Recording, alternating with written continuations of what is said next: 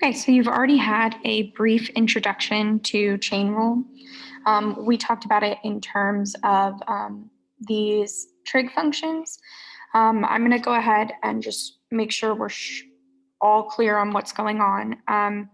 So essentially what's happening is this y is defined by two functions.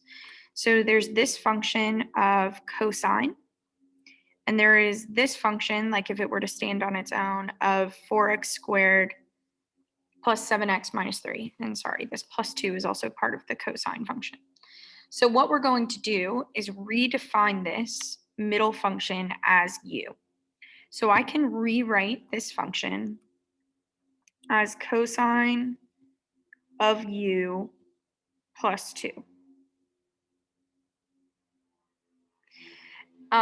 So what this says here is that we're going to take the derivative of this function y in respect to u.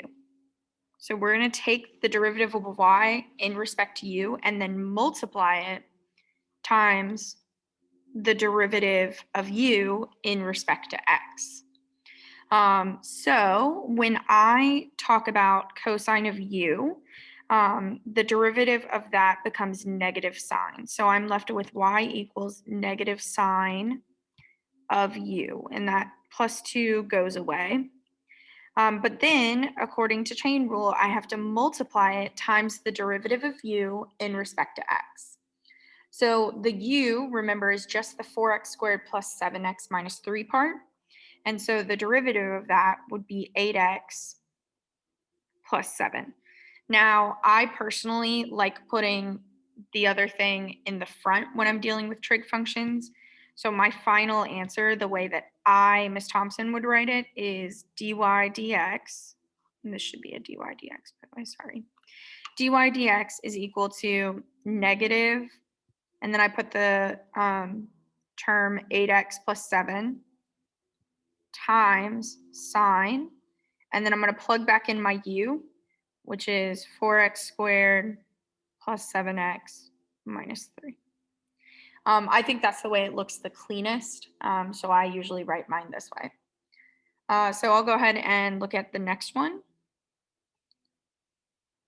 So here we have log, which, if I'm not mistaken, I'm actually going to scratch this out, and when y'all see these notes, it will be a different problem, but I just like to show you a different style one. Because also I don't think that particular formula is one you have to know for SL math.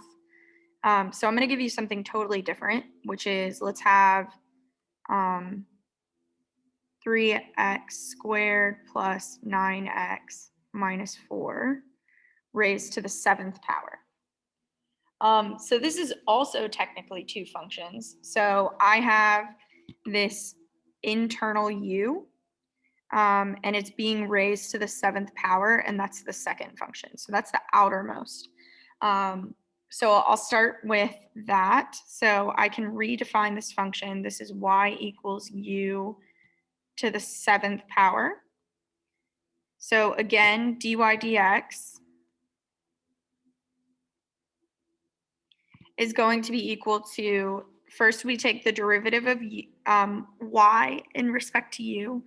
So that's 7u to the 6th times the derivative of u in respect to x. So now I just take the derivative of this blue part, and I get 6x plus 9.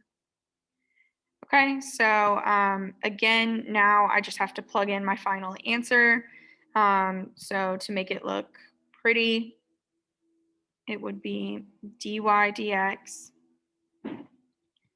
is equal to 7 times 3x squared plus 9x minus 4 to the 6th times 6x plus 9. Okay. And last but not least, we have e to the 2x.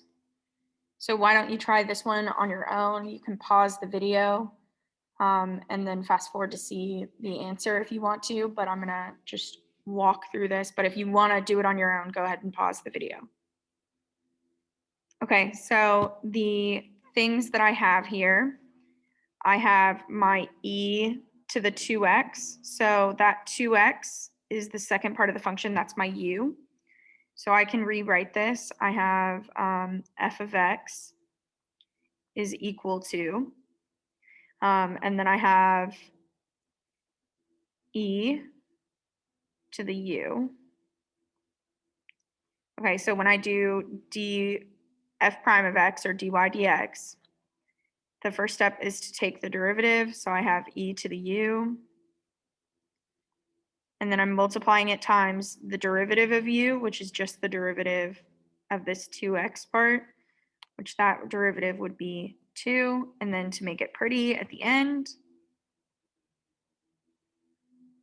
I have 2e, and then I plug back in my u, which is 2x. Okay, great. So that is your lesson on chain rule.